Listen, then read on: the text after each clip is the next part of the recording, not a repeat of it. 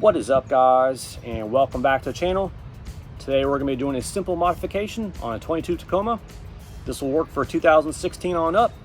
Now what Toyota does is they have a stub out on the firewall for the AC condensate line about that long, and it basically just drips straight into the frame rails, and that will speed up the rusting process. So what we want to do is we want to put an extension on that so that condensate line will drip right into the ground and not into the frame rail. So the process should be relatively simple. I'm going to go ahead and show you all the steps involved and all the parts needed. So let's go ahead and get started. All these parts were less than $15. Some of the parts needed for this process is a 1/2-inch inner diameter heater hose from the auto parts store, some tie straps, this is a 1/2-inch elbow splice, and hose clamps. Okay, the first thing you want to do is turn the steering wheels as far left as you can. That way we can get access to the inner fender. And we're eventually going to be pulling this little panel off to get more access behind here.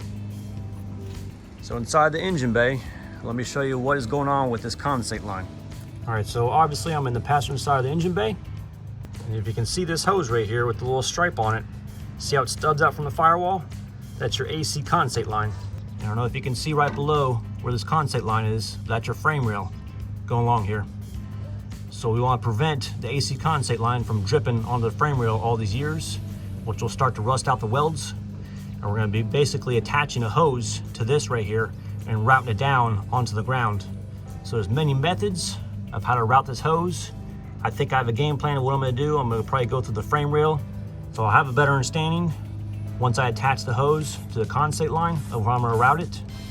So let me go ahead and go in the fender and undo that panel, and we'll start to get to work here.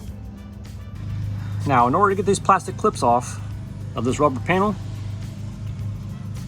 I'm going to take this pry tool right here, go underneath and pry carefully, and hopefully these plastic clips do not break. So let's see what happens when I do this.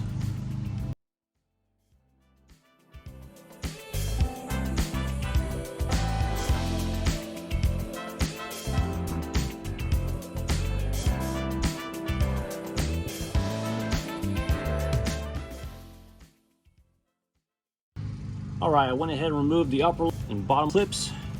Now you can see the rubber flap is just hanging here. I don't think it's necessary to remove the entire flap, it's up to you. Now as you can see here, here's our AC condensate line that's coming out of the firewall.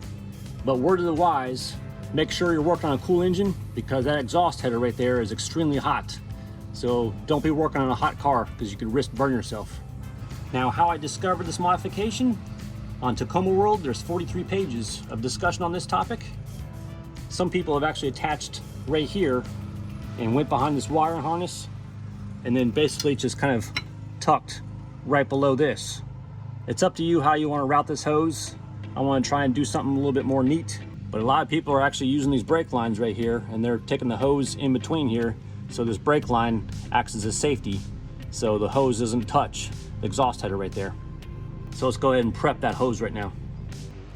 So what I'm going to do with this 1/2-inch inner diameter heater hose, I'm going to go ahead and take the splice elbow, put it on the inside right here, use one of the hose clamps, and clamp this in position. Let's go ahead and prep the hose.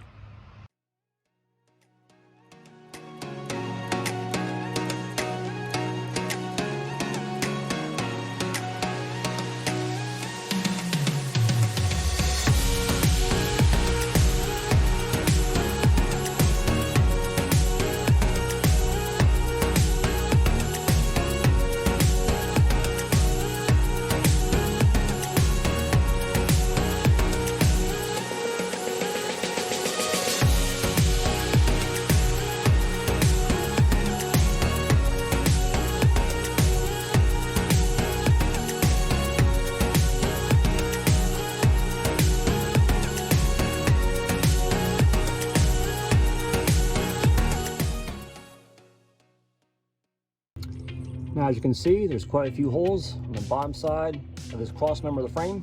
I decided to just go on the far passenger side hole right here.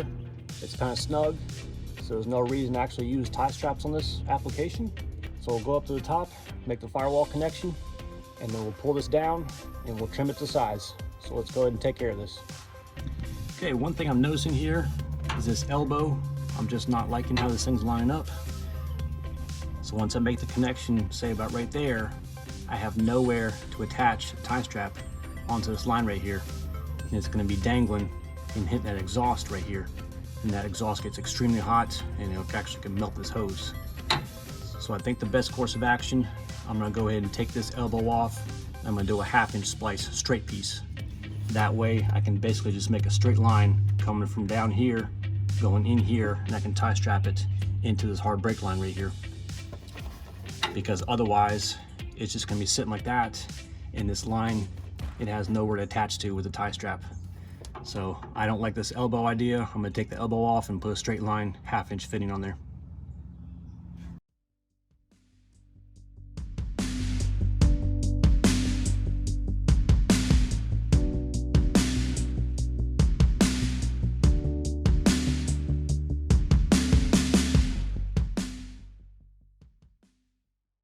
Okay, just got back from Lowe's and got the straight 1/2 inch barb splicer right here. It was $5 and some change. Got the tube routed in here in this brake line area. We'll be able to tie strap it later. So the next step is we need to take this half of the barb splice, plug it into the condensate line sticking out of the firewall.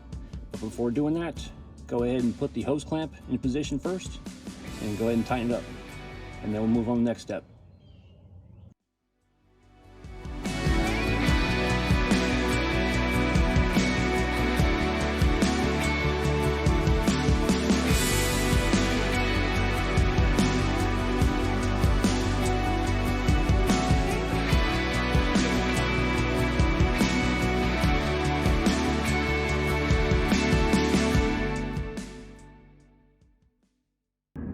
Okay, that takes care of our connection with our 1/2 inch inner diameter hose connected to the AC condensate line coming out of the firewall. That was probably the toughest part of this task right here. As you can see, I've got the line ran in between this hard brake line right here. Then we'll be able to tie strap this in position just so it's not wiggling. Now I'm trying to illustrate how I ran the hose. Basically the hose is ran in the hard lines of the brake line and it's going into the frame rail right there in that hole right there. So that's where I directed the rubber hose to go into.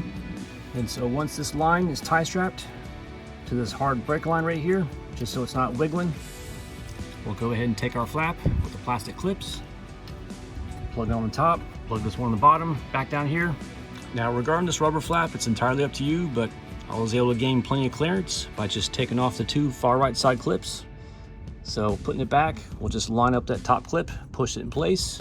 Same thing with the bottom, just line it up, push it in place. So let's go ahead and get a tie strap and secure it to this hard brake line right here, just so it's not flapping in the wind. And then we'll go ahead and put our rubber flap back into place.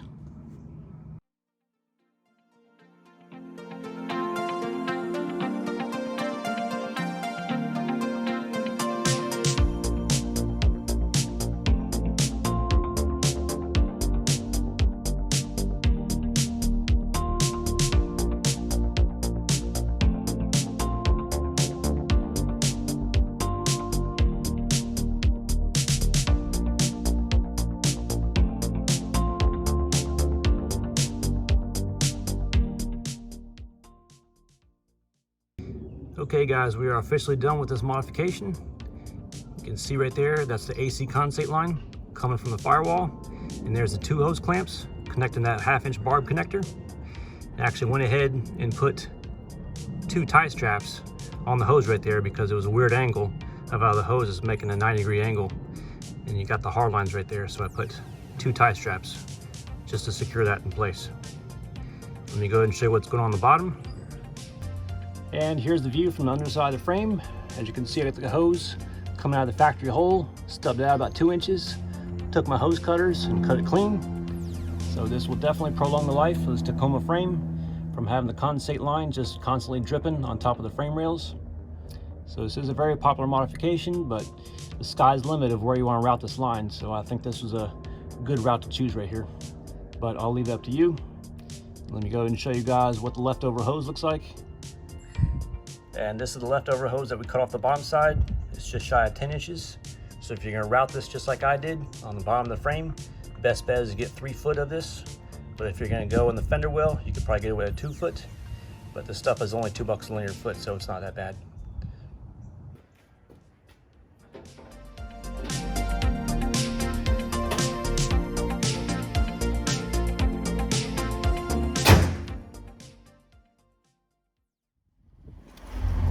like the AC condensate line relocation is successful. Look at that rubber hose dripping on the ground. That's where it should go. So we do have success with the connection. Alright guys, relatively easy, yet an effective mod for your 3rd gen Tacoma. Not exactly an appearance item, but for functionality, without a doubt this thing is doing its job, which is to redirect water away from the frame rail. Now this took me about 30 minutes to do, but was well worth it as I want to keep my Tacoma on the road for many years, especially since the manual transmission may not make it to the 4th gen Tacoma, but we'll keep our fingers crossed that Toyota listens to us manual transmission fans who like to shift their own gears. Now, hope y'all can stay tuned as we got a lot more upgrades planned for this 3rd gen Tacoma. And if there's something you want to see in this truck, feel free to comment below and we'll see if we can make it happen. If you guys like this video, please give me a thumbs up. For channel updates, hit that subscribe button.